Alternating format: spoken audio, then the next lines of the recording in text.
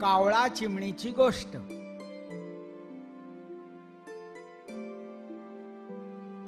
एक होता कावळा. कावळा कसा ओरडतो?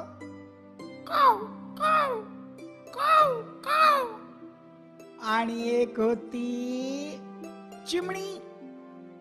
चिमणी कशी ओरडते? चव चव चव चव चव चव. चिमणीचं घर होत मेणाचं, कावळ्याचं घर होत शेणाचं.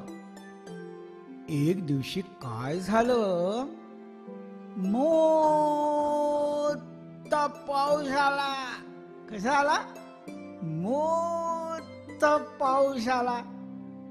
कावळ्याचं घर गेलं वाहून वाहून. तो चिमणीकडे आला आणि म्हणाला, चिमणूबाई चिमणूबाई, तुझ्या घरात येऊ येऊ येऊ येऊ येऊ येऊ.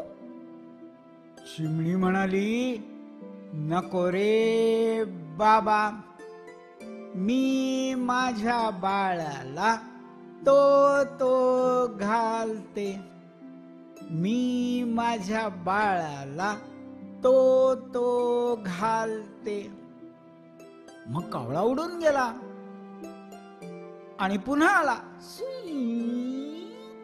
चिमणीच्या घरी आला आणि म्हणाला, चिमणूबाई चिमणूबाई, तुझ्या गलात येऊ येऊ येऊ येऊ येऊ.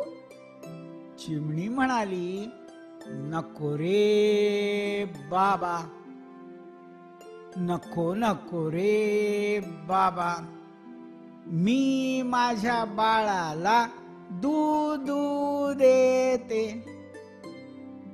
मग कावळा उडून गेला आणि पुन्हा आला.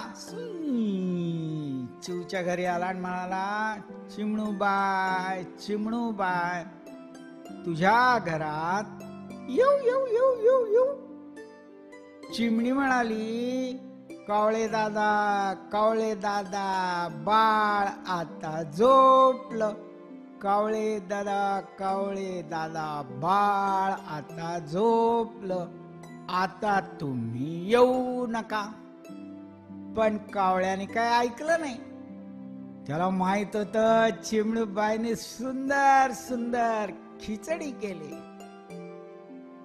कावळा आला आणि चुलीच्या बाजूला चिमणीनी खिचडी करून ठेवली ती छोट्याशा छोट्याशा भांड्यात.